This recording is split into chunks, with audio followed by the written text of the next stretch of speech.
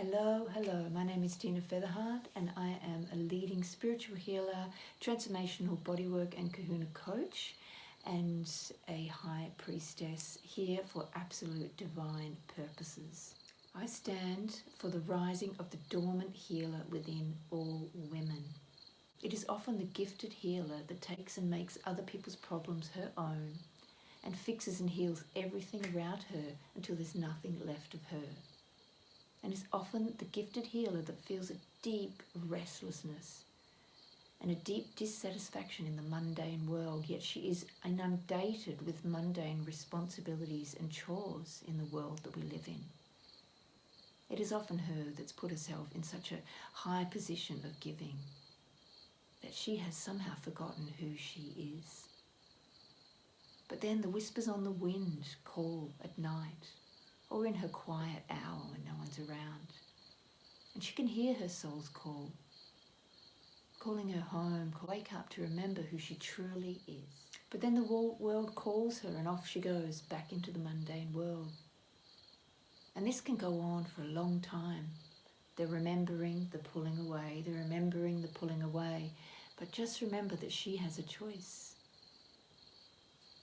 She can either keep falling and withering and getting herself into exhaustion, forgetting her power, or she can begin to listen a little bit more and a little bit more and a little bit more until she gets called deeper and starts to really remember who she truly is.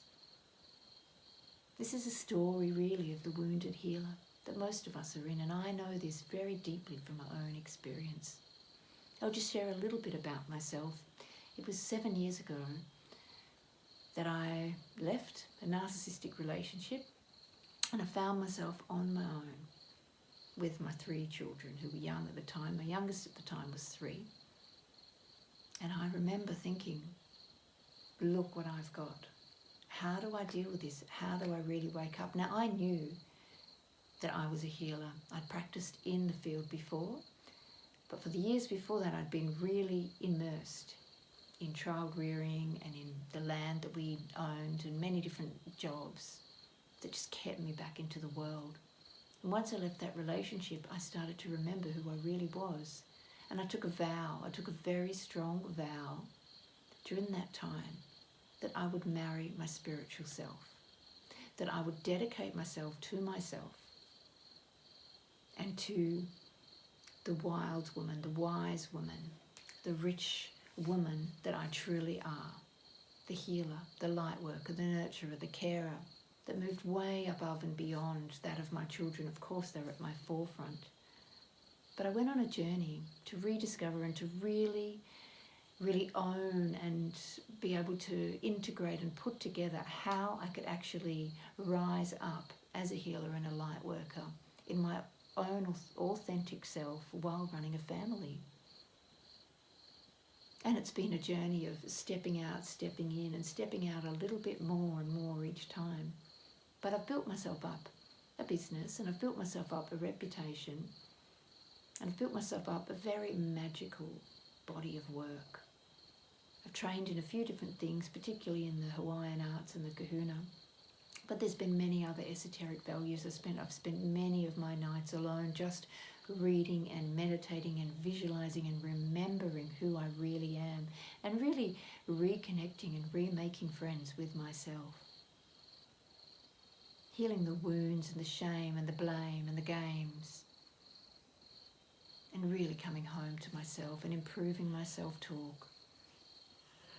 The shame of being a soul parent, and I actually changed the name for myself as in soul, as in single, as in soul parent, as in soul. Because that's what I truly had the gift to become and still am. So I'm at a point in my life and I'm ready to share on a really deep level what it actually took me and what I had to release and what I've had to step into to really own myself as a light worker, as a healer, as a transformational coach, and as a teacher. And a lot of these tools have come from the perseverance of being the mother, of being the grounding force, the home keeper, And from that, I've been able to really develop myself into who I am today. So I put together a package offering out some one-on-one mentorship with you, if you feel that this resonates with you, in how to really rise as your healer self. And I'm dedicated, particularly to women, but not exclusive to, particularly to women who really know what I'm talking about when I share the story of the dormant healer and the whispers on the wind.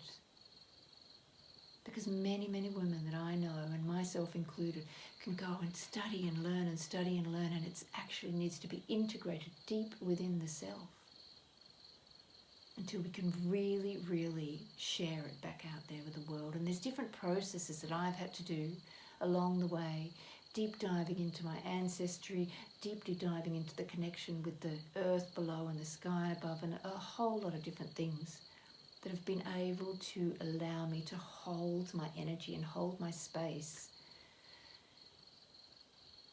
throughout sometimes my lower energy points of time, and still be able to show up daily as a light worker, as a healer, as a coach, and being able to support my family from my business. So if you're interested in knowing how to really step up as a healer, using all the skills that you've already got, but also becoming very clear on where you need to go with them and what new skills you need to pick up, and also how to actually market yourself in soul business. How to actually be an entrepreneur, create a small business, and really expand from there, solidifying yourself. So if you're interested, if this feels like it resonates with you, there's a booking page above the link. Drop in and have a chat with me. And I'll tell you what I've got on offer. And I'll see if we're a fit, if we're a resonance. But I'm here to serve. And this is my purpose. So if you're interested, drop me a line.